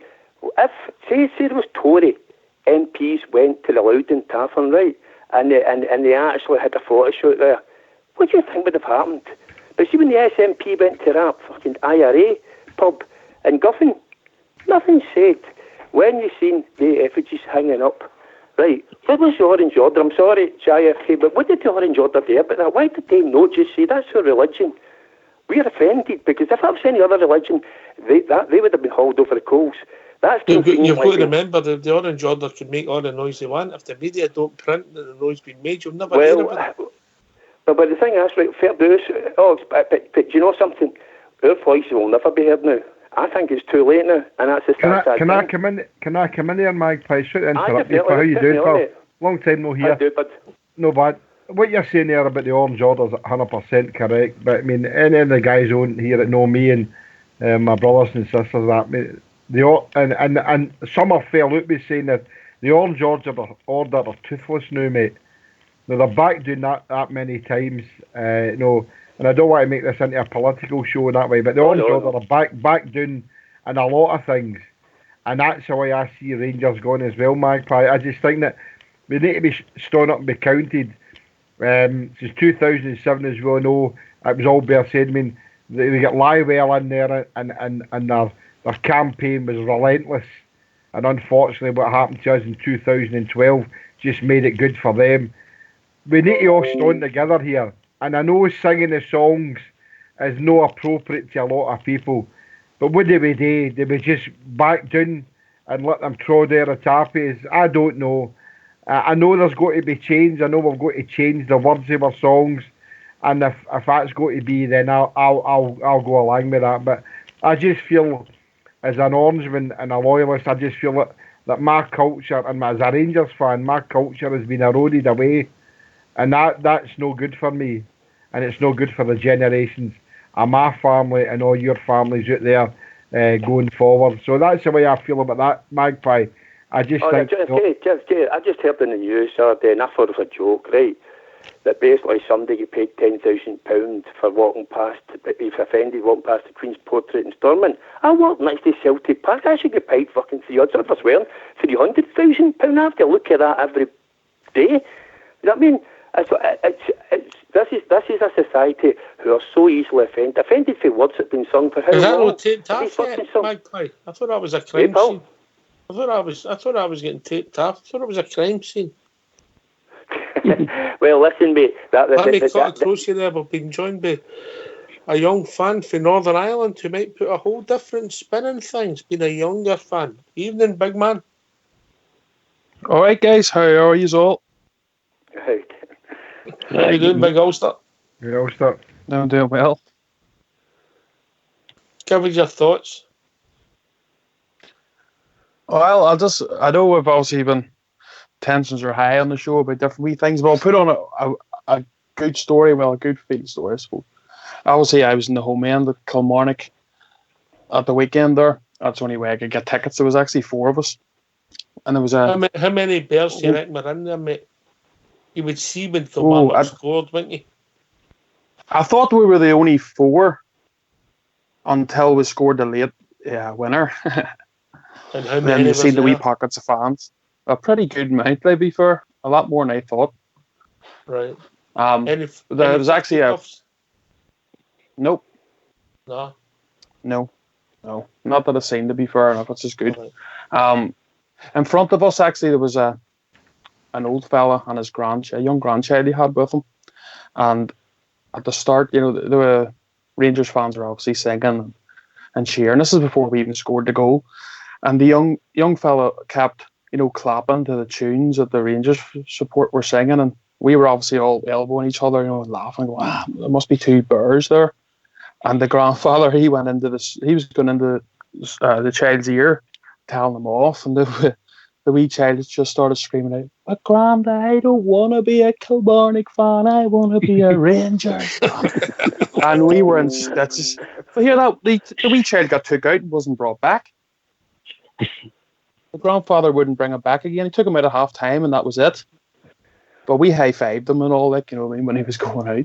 And the West Ham, I thought it was good. But I'll tell you one thing I did notice, which has surprised me a lot. There is some amount of hatred for Rangers. I always thought Kilmarnock, would sort of been in the middle of the road, and I know obviously your Hibs and your Aberdeens and Celtics, etc. Obviously there's always going to be a bit of a hatred there, but I was very surprised sitting in the Kilmarnock game to hear some of the stuff that I heard. It was definitely a real hatred in Scotland for Rangers. Have you seen? Can I just cut across you, mate? We've been joined by Tapes, evening Tapes. How we doing, mate? Right, Stuart, how's tricks? All right, mate. All right, your good self. I know, bad. Settling into life up north. Missing Glasgow and missing the games, to be honest, pal. Aye. What's on your mind, mate? Oh, nothing much. I was just listening in, and oh, I lost them. Since I've tuned in, I've been hearing the discussion, mainly focusing on the sort of the media attention at the moment. Well, we started about the game on Sunday, about the actual setup of the game. We talked about our support songs, and we've went on to the media. We've just it's a shame. It's a shame that we find ourselves having to talk about this. It's not really an area that, and you know, I like talking about much because it's pretty negative. But recently, the media have been so obvious in their bias that it's actually quite telling that I think you've obviously heard about Holcomb. They've been appointed by Celtic, and there was a suggestion that when they were appointed that it was a tactic to try and deflect blame for the goings on over that side of the city. And I'll be honest, that side of things, and I wasn't really paying attention. I kind of prefer to talk about the games and stuff, but but it's become actually impossible to ignore the suggestions that people were making a month ago, weeks ago, that you'll start seeing negative stories coming out of thin air about Rangers, and you'll see positive stories that start coming out of thin air. It's actually came true, and a fan like myself who tends to not pay so much attention to that, more about what's happening in the field. It's blatant, and it's amateur. Do you know, Tapes? I'm going to cut across you there, and I'll tell you something. When we started this show, and we have to do, believe it or not, I know it doesn't sound like we do any research, but we do. And Fox sends us stuff to read out every day, and he writes a script. Spends most of his night writing some kind of script for where we go, and it's more organised than people realise, and that guy puts in some amount of time. And I used to think that there was no agenda against our club. I just thought we were a bit. And then when you start getting involved and you start looking at the media and you really look at it because you're researching subjects, it's unbelievable, mate. The recent, I mean, I'm no naive. I'm aware that since 2012, obviously there has been a Celtic's taken a lot of the limelight, and as a result, they seem to be shown in some sort of positive spin, whereas I don't think that reciprocated when it's us in the press. But the goings on recently is just so blatant and just so. Are you telling me that somebody's employed a media company, a PR company, to try and spin that away one of the biggest scandals that will ever rock British sport? No, that's exactly what's happening at the moment. Yeah, it's obviously what I'm saying is I didn't really believe that it would have been that obvious, and that maybe it was a bit far-fetched that they would do that. But the last couple of weeks, the stories that I've seen coming into the press, it's just shown Celtic in constant positive light, and it's showing us in total negative light, and it's just ramping up. And it's got to a point where somebody like myself, who wasn't too sort of concerned that side, it's becoming obvious to me that the guys talking about it were right. The Rangers fans talking about it, that this was a move aimed to deflect negative attention for them. They were right, and so I'll bring Magpie in here. He'll whisper on it. Magpie, Well, I firmly believe if you control the media, then you control a lot, and that's basically what's been happening. I cannot stand. Well, but they're far sharper than we are. Mm-hmm. I mean, we're too busy in court losing battles with Sports Direct, and the Rangers fans are the ones I think about. That's the only people I think about at this moment in time. They're the real people, and basically, and the fact is they've been treated appallingly. Now, I've taken my partner to her first Rangers games, and she's got the bug. She went to 3 friendlies, and the Rangers fans, it was all families that was there. The Derby County fans were singing the whole game. They've been applauded for singing. Nobody took offence to what they were singing. People actually enjoyed their singing. But as soon as a Rangers fan opens his mouth or a Rangers banner's up, it's offensive. But they can get away with putting up what they want. And this is it's the fact is that nobody for Rangers has come out and challenging that and saying, why are we being treated differently for the rest? I said, because you and I can go into YouTube today and I can find about 30 offensive things in a minute for their fans, and yet they never ever get mentioned, and nobody from our side is actually saying anything about it. But they'll be straight out there. Now, here's for instance, right, anytime Rangers play in Europe, whose match do Fair go to? It's Rangers matches only. You never see them there, even though they've been dug up with UEFA for political banners or whatever. They're never there. And this is what we're up against, lads. It's been happening for such a long time now, and it's not going to go. It's not going to go away. If we think it's going to go away and things are going to get better, it ain't. And I've spoken to a lot of guys who are Rangers through and through. They bleed Rangers, but they've started to become dispirited because they're only 1 or 2 guys. They can't speak up for the club. We need leadership for the club. We need a better PR system. That's for a start, because we've got nothing. And I'm waiting for stuff, and I don't want a wee statement for 1872. You just took the words right out of my mouth, that Magpie. Is 1872, are they mouthing for the board, or do we want to see if things official for the club? I want the club to start having a set of you-know-whats, because it's getting to a joke now. We're actually acting like a small club mentality. We're the biggest club in this country, and it's time we started to realise that. I'm after. Sorry, mate, for jumping in there. Excuse me, Ox. Can I jump in? Aye, on you go then. We'll go to time here. Aye. Sorry, guys. Look, it's just to go back to. I might put the cat amongst the pigeons here, and it's no reflection on Jimmy, but I'd like Jimmy to kind of answer this, and I'll listen to it later. Jimmy, what exactly identity and culture you're talking about? The songs with the add-ons for me should just be stopped.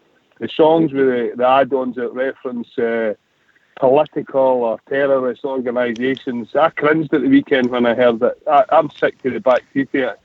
My Rangers supporting career, if you like, spans both sides of that. Yeah, I've sung all these things. No, I don't think it's needed. It's not required. And I think it's a thing. Religion now is really nothing to do in society, if that makes sense. How many Orangemen do you see marching, actually sit in a pew in the kirk on a Sunday? I would say very, very little. Do they believe the world's 6,000 years old? I doubt it. That's where the problem occurs. Is religion now is leaving society. But people hang on to it. You used the word dinosaur earlier. I wouldn't go as far as to say guys are dinosaurs, but I think that's where one of the problems comes. We as a club made a run for a rain back the other week, I was saying, coming out and doing the diversity thing. A week later, the guys are singing it. Are they going to take all the guys and sit them in a classroom and re-educate them? No. They things... If Jimmy, anybody else, myself want to sing their things in private, sing their things in the proper forums, but to bring them into the club now and moving forward, I just don't think it's correct. I get confused with this culture thing. I was brought up Protestant, but I'm not Protestant. I don't go to church. I don't believe in the religious aspect of the stuff. And if I wanted to sing these things, I could sing them in my own house, or I could sing them in a proper, next to fans or next to other people that believe these things. I don't think they should be a attached to the club, because we obviously get beat down with it every time, and I just think it should be left in the past. We want to be progressive, we want to be modern. We've got a modern manager, and if you like, the football club's moving in a modern style, directors of football, things like that. Also, I do believe like Magpie, and it's good to hear Magpie, the clubs want to grow a set of cojones and start coming at attacking. That's my points. All right, what did you must have sneaked in, mate. I never seen you coming in. Can I come in there, Aye, sorry. All right, Al. Right, make the reply, JFK, then we'll go to Albert. My culture is... Thank you, Jimmy. My culture is I'm an Orangeman, I'm a loyalist, and I'm a Rangers fan last, right? And I feel that you're saying about bring it into the 21st century, right? And I agree with you there, but why should my culture be eroded? My culture is Rangers. My culture has been a loyalist. My culture has been an Orangeman. And when I was born in Crawford Street, 100 feet from Party Orange Halls, that was inbred in people like me. And people like me went to see Rangers everywhere and anywhere. And I still think I should have the right to sing the Billy Boys, the Sash, Derry's Walls, the Ibrox. That is what my culture is. And for these people to turn... Is Origin, as being an Orangeman, is Orange Order not a Protestant religious organisation? Is that part of the culture?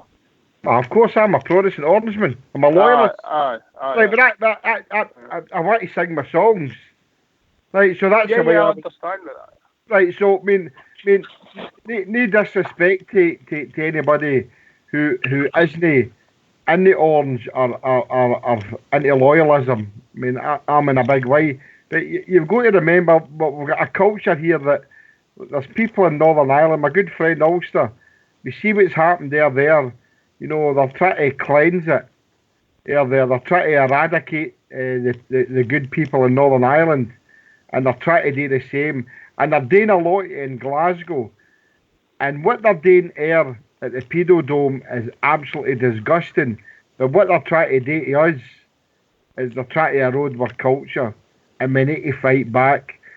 Stuart Robertson will not fight back because it's a subject he doesn't want to touch, right, apart from trying to ban us all. And I stay on here again. If I have to utter a song that allows somebody to tell me that I'm going to be on my season ticket taken away from me, and I need to sit in a classroom and say you can't sing these songs, then Rangers can stick the season ticket where the sun doesn't shine. That's my culture. Oh, no, it's all right. I know I can appreciate the way that you feel about it, and I don't have a problem with that. And about this bringing myself into the 21st century, that's a lot of rot for me. What are we doing here? But it's a PC brigade gone mad. You can't sing the Sash, you can't sing Derry's Walls, right? You can't sing the Billy Boys. The other songs, I agree with you, maybe they should be taken away. About the paramilitaries, take them away. But I still think I should be allowed to go and sing the Billy Boys, Derry's Walls, and the Sash, right? But can you not sing that, Jimmy, without adding the add-ons on it? What's the problem? Just substitute the words. Of course you can. I don't think that's the great. No, of course you can. And if that's what I've got to do, I'll do that only because I don't want them to take my seat off me. Look, I'm going to tell you a wee bit of personal thing about me. See, to be tarred a bigot. Oh. Right? It's the worst thing that can ever happen in the workplace. Right? And I know from personal experience that it's a horrible situation to be put in, and it can cost you your livelihood. Right? And that's what people are doing. No, but I'm sorry, Old Sheriff, right, there was a parade last week with the other side, we'll call them, and only 75 anti-demonstrators turned up. I spoke to a few people who I know who are the same as me, who would have loved to have went to go and protest against that. And the reason they didn't, because if they were saw on social media and spotted they'd have been paid off on the spot. That's the culture we're living in now. Everybody wants to point the finger and say, you're a bigot, you shouldn't be doing that, and that's why they're eroding my culture. My culture, I'm first and foremost an Orangeman, loyalist, and I'm a Rangers fan third. That's the way let's bring all Bear in. He's been sitting patiently. Look, guys, thanks for the show. I need to pop down this tunnel, so take care, guys. But thank you for the good work, gentlemen. Thank you, Jimmy. Take care, buddy. Oh, Bear, you've been sitting patiently there, wanting to come in. It's a subject that causes emotion. No, what is the Rangers thing? When we opened up one night, but we didn't think we could run away from it, mate, because of what happened in the last 48 hours, mate. That's what I love the show for. I mean, takes things face on, no, I mean, head on. It takes things, and that's the way it should be. As long as we all don't get too carried away with it, it's fine. Your opinions are great, and it should be out there. I mean, your voice should be heard. I think it's fantastic. But just talking about the Rangers thing, about fighting back, I want Rangers to fight back as well, but I want a strategy. It's just no this willy-nilly throwing statements out. We need join up thinking. I want a complete strategy. Like somebody said, a proper PR in there, a proper lawyers firm in there. You got to remember, we're a brand. And we're a company, and we're a brand. And every time they attack us, they're attacking the brand, and we should be taking them to task for this.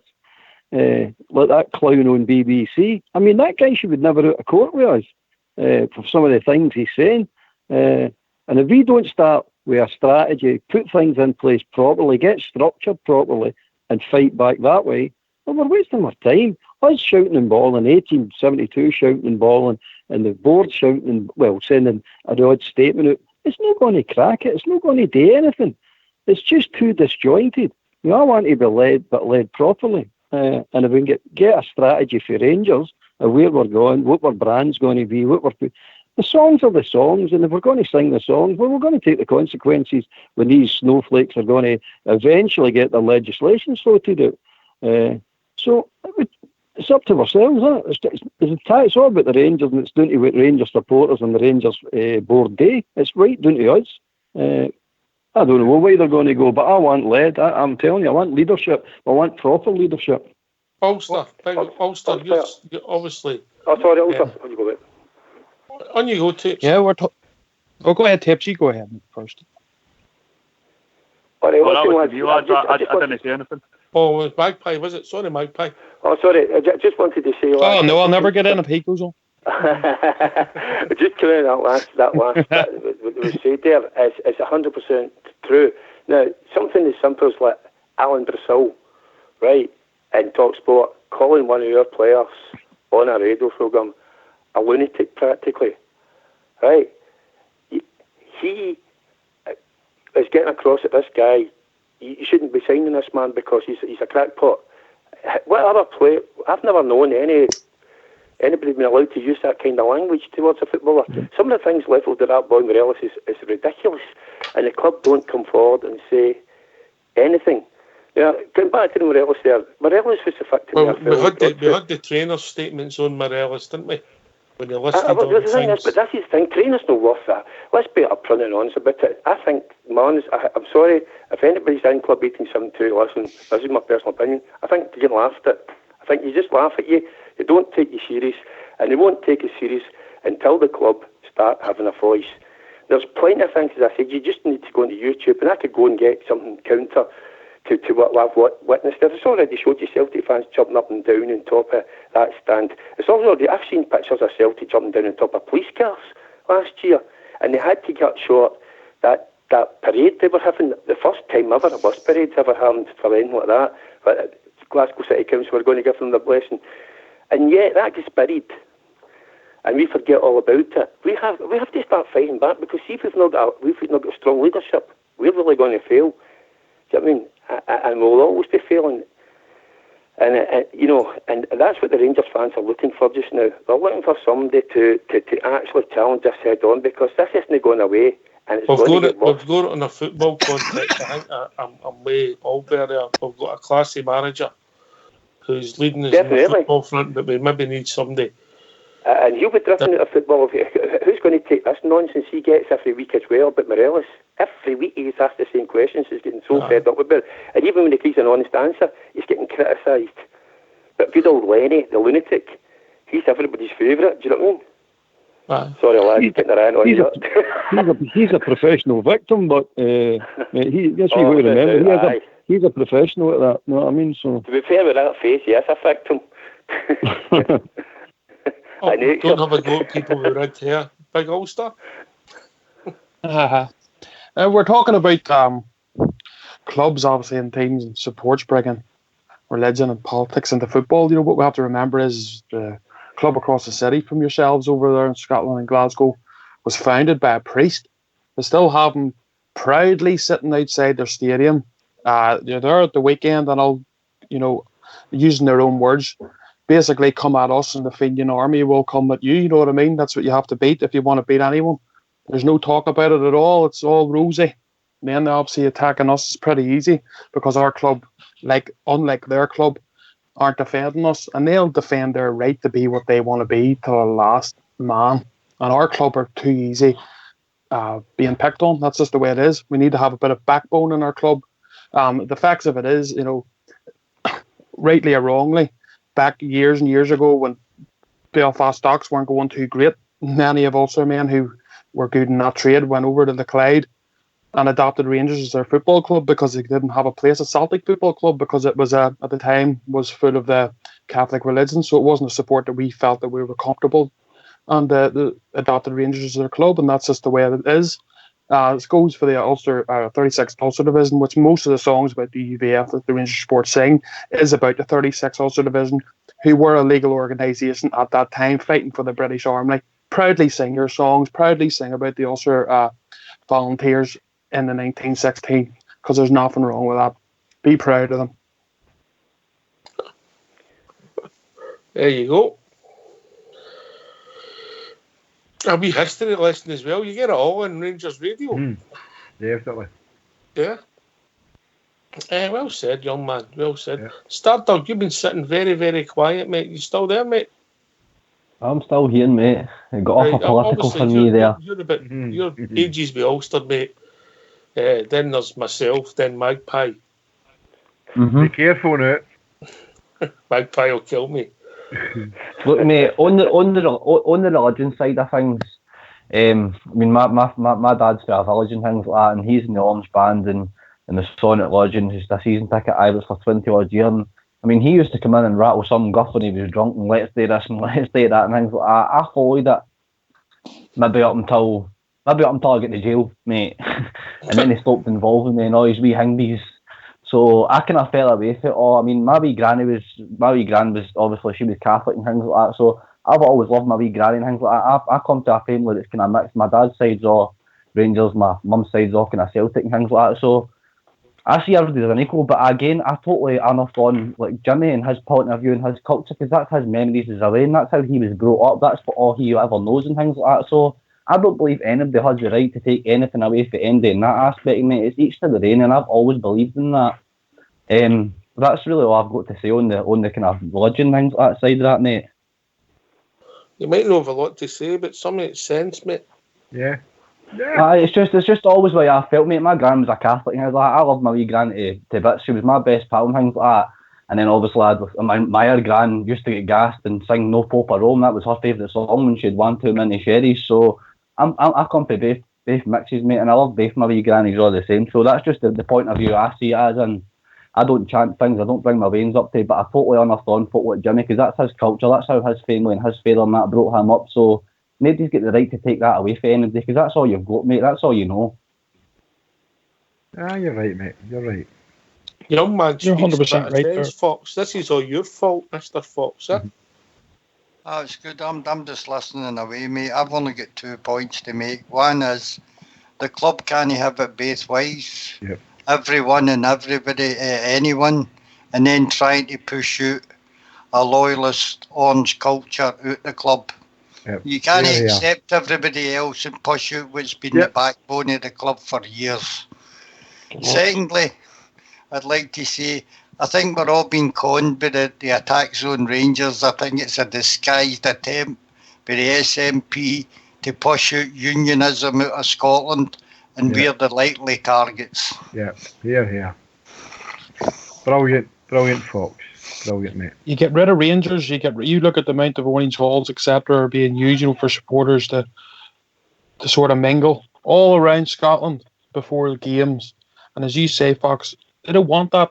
They do not want it. They want it out of the country.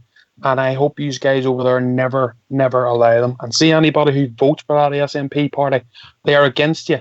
They'll always be against you. They're not for Scotland. They're for nationalism, and that is it. And all they bring is diversion. They bring anything but progression to your country. Do not vote for them. They'll only bring you backwards. Yep. It's quite sad. Also, say what you do. You probably know more than anybody what it's like to live in a society like this. But it's hard to live over here just now. I think it was Jimmy was saying earlier on was right. I went on that Maintain the Union march, and it was a decent turnout, but not. It wasn't what I would expected. Do you know what I mean? And there was not one bit of bother, nothing. But see if you fit pictures in the papers, and you know that, and it's the wrong persons, and you know that you're working for. You are in. That's a kind of Big Brother is watching in this country. Yeah. I can tell you that right now. You have to be very, very careful, and that's why you won't get people protesting against their marches and stuff like that. It's a sad society we're living in, and it's basically people are waking up in the morning looking to be offended and upset if they can't be. Because there has been some hate on. And see these people that are protesting about us, as Jimmy said, they're the bigots. Yep. They wake up with hate in their heart and they look to be hated for right through the day for somebody to hate, and they'll just turn it on us.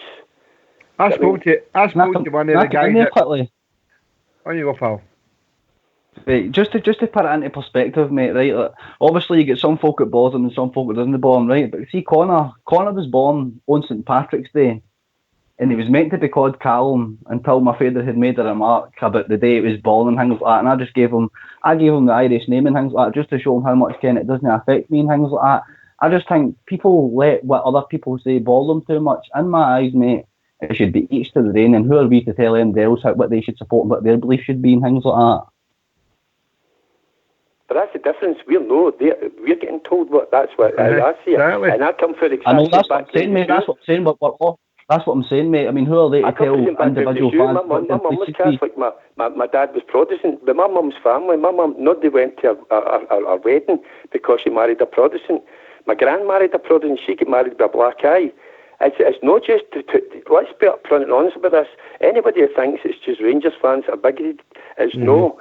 You know, and I come for the same thing. I love all my family, exact same. I've got friends who are Celtic fans, decent friends who are honest like myself about football. I've never went into a pub and said to my mates, we deserved to win that when we didn't. That kind of thing. I'm an honest person. But at this moment in time, my passion is Rangers, and I've never hesitated for football clubs right through this country, and I see what's happening with SNP and whatever. Yeah. Can I jump in there? See, that's where I differ. My brother married a Catholic, and I'd take nothing to do with him after that. Oh. And that's your culture. When my wee niece started going to chapel and things like that, you know, my brother turned to being a Protestant. You know, his name's Kenny Miller, right? So, Oxy's favourite. Right. Well, he decided, and maybe downstairs decided that's what he wanted to do, you know, and he decided to turn from being a Protestant to a Catholic, so that he could get marry the lassie, you know. So, for me, that's evil, right? And that's just me. I'm not saying that's me, you know. That's what he did, you know, and I never forget. I wish you'd have kept that to yourself, JFK. No, why should I? Because that's me. There's some things that are personal, mate. No, it's no personal. Because it's no personal because it's not a personal thing. it's an anger thing for me because it's not something I would ever think of doing. No, so now that side of that family look at me as if I'm shite. Sorry, I shouldn't have said that. Look at me as if I'm dup, because they knew I'll walk about with Celtic taps on, and I'm the big black sheep. So that's not a personal thing for me. It's an open thing with all my family and I know that, mate. Other things. But see, before we shut down the night Oxshire, I know we're on a big subject here, and it would be it wouldn't be the same if I spoke about it tomorrow. 5 years today, a good friend of yours and mine passed away, Chazzy Omnett. And I miss Chazzy. I went to school with Chazzy through a lot of, our life's characters, our Chaz. But can I you can maybe tell the story, because I know you were on the bus at this time. Do you remember when they took the money after puddle drinkers for tickets? I do. Do you remember? Do you want to tell it? No, I don't. No. We were going to the Pedo Dome, and we were all on the bus, and Chazzy was he ran the bus for the Rose Vale, and we were all sitting when we got up to Parkhead Cross, and he's waving his arm out the old front door of the bus, and he's shouting to the puddle drinkers, tickets, and all these dafties come running across to the bus, and we all thought we were going to get a doing. But Chazzy started to take money off them, 5ers and 10ers. And they all thought that Chazzy was selling tickets. And then he just shut the door and says, right, driver, on you go. And there was about 30, 40 puddle drinkers all lost their money. That was true story. That is a true story, isn't it, mate? So, thanks for letting me, because 5 years today, Chazzy gone. Aye, gone, but not forgotten, mate. Never been forgotten. I went to school with Chazzy, but he came from Crookston Castle Primary, went to Church Street, and I grew up with him in Partick. He stayed in the corner for me in B Street, and I loved him to bits. What a character. I loved him. Chazzy, legend. Anyway, mate, sorry about that. There you go. No. Where were we? Magpie. Is listen, sorry folks have come in. You know, I always come in and give an opinion. It doesn't mean I'm always right. Do you know what I mean? I don't ever come on that. You know what I mean? Like I said, the truth of the matter is, it's just this. I'm kind of worried about the way things are going. I'm worried about the way things are going with Sports Direct. I'm worrying about the lack of information for everybody. I'm worried about silly wee statements. The canny, mate, with the Sports Direct, mate. No, I understand that, but the daily attacks on our club, and they're going unanswered. Somebody said we should have a good lawyer looking over these things, seem as libelous and stuff like that. Things like what I said about Alan Brazil. When you're calling a guy a head case, right, a professional footballer a head case, he didn't even watch football up here. That's basically labelling somebody as somebody you couldn't trust. So that could have cost the club money. Maybe teams that were interested in saying, oh, well, we don't want to take a chance on this guy. It's actually all dark. It's all black. And it's basically, it's actually the club sitting doing nothing is worse to me. Can I add to that point quickly? Can you go, mate? No, Magpie's just hit the nail on the head there. Today on Twitter, obviously I'm on the Twitter, and you have, what do you call him? Tom thingy. Tommy Boy. What's his name? English. I keep writing back to him as Tommy Boy. Tom English, whatever you call him. He puts a Twitter out today showing the Rangers fans, obviously, on the pitch, etc., after support, cheering the goal against Kilmarnock, the late winner, and looking for points deductions and this deductions, and I had to then get a video of the Celtic support doing the exact same thing, but Scott Brown scored a late goal last season. I watched that last night, Ulster. Yeah, and I had to put the Twitter to him and say, hey, hold on, see before you attack my club, what about this? I shouldn't have to be doing that. That's when Rangers Football Club should be on the ball there. Why is the ordinary supporters having to call these people out when you've got a club the size of Glasgow Rangers getting targeted? We should be on the ball and straight away asking him publicly, hold on a minute here. If you're going to attack our club and you're just going to give the other club a bye ball, we want to know why you're still working for companies like the BBC. I think I'll bring Albert in here because I think he's going to be answer to that one. But that's what the PR department's for. or lack of PR department. But the PR department is supposed to be monitoring across all the social media and papers, tabloids, and all walks of media to see how our club's getting perceived and how we're getting represented. And there's nothing there. We're just sitting here wide open for any criticism from anybody saying anything. It's ridiculous. It really is ridiculous, and it's time for this to stop. But until the supporters pull it up at the AGM and start asking the club what they're doing about this, and this is the strategy I'm talking about. It's just one part of it that should be put in place. It should have been put in place a long time ago, and it's a matter of importance because as our brand is getting tarnished every turn, our brand's there, our players are there, they're all assets. They're tarnishing the players and they're trying to keep you down by undermining your players. So you can't sell them on. You're getting buttons. You can't get a sponsorship in because you're a toxic brand. This is what they're trying to do, and they're not trying to do it. They're achieving it. We have no response. We need a response. But for the media carry on, I'd have one attempt at sitting around the table and to organise that. If they don't want to sit and negotiate with, that's when you take them on legally. Hawks, can I put on? When you come, mate. So the night's been informative. A lot of opinions, and I learned quite a bit. Ulster's input was particularly insightful. That was good to hear. I think with the way the Scottish mainstream media has gone at the moment,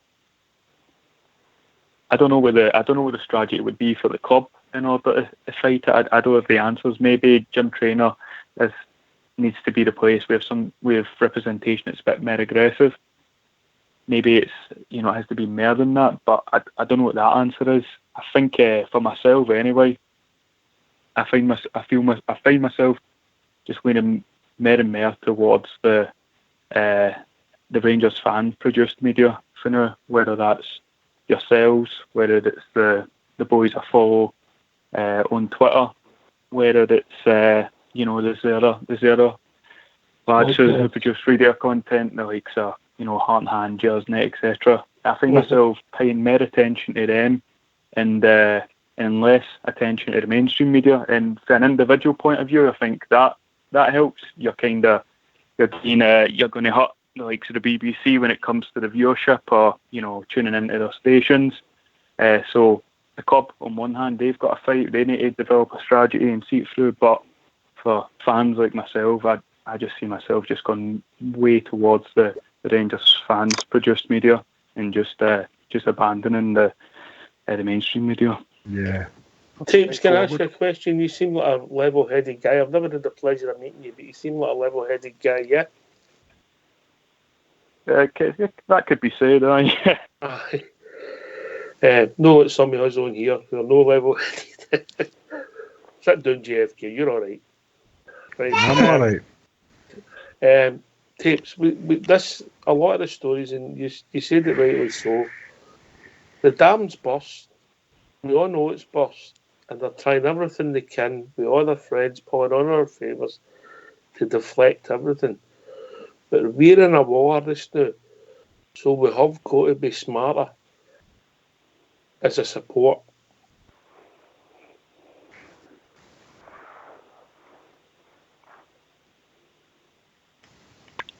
I lost them. Can I come on?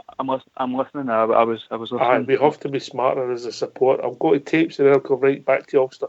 Oh, sorry, I didn't think Tapes was answering. Sorry, but on you go, Ulster. I didn't know. I thought. Go ahead. You go to Tapes. Go ahead, man. It's became to me. It's become really obvious, really quickly in a short period of time what's going on, and there's a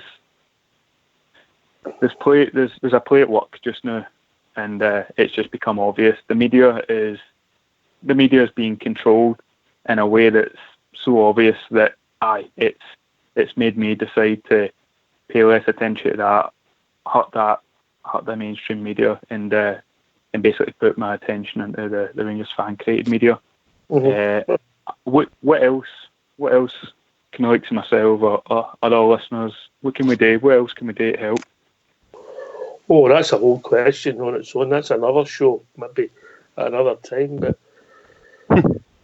educated, promote, be careful what you do. Don't leave yourself opened and point out lies when you see them, particularly on Twitter, which is the medium of modern news now, because it's instant.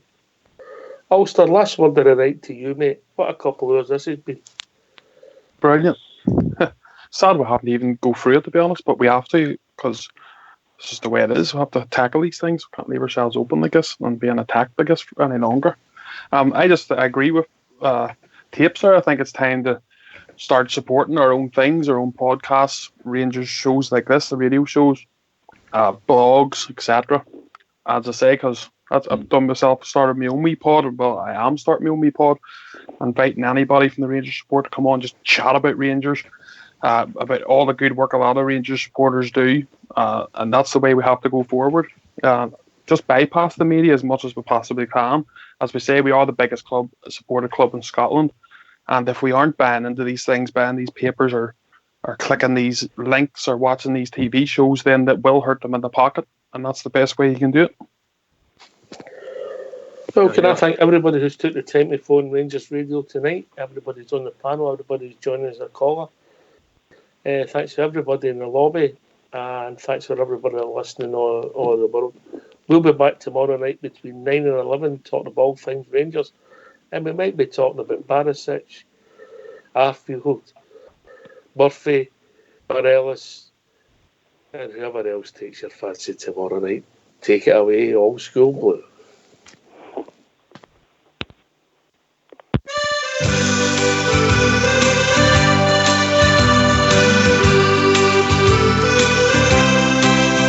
I've sailed the wide Atlantic, crossed the broad Pacific shore.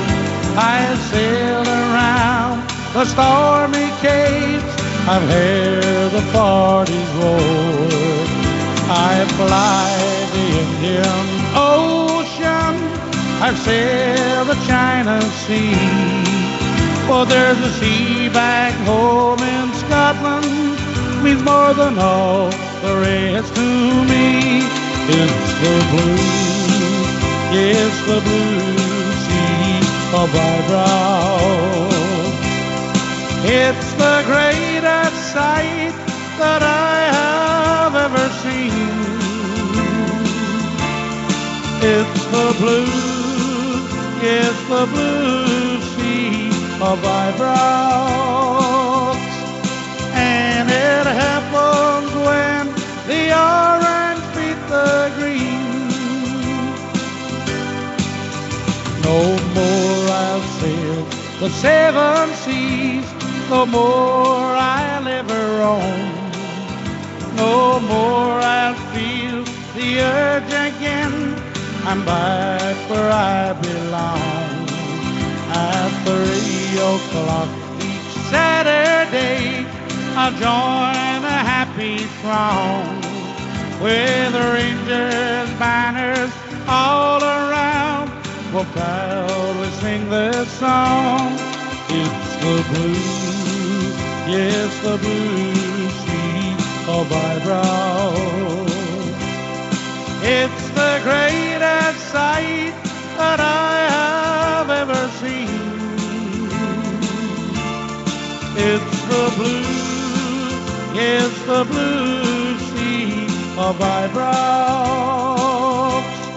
And it happens when the orange beat the green.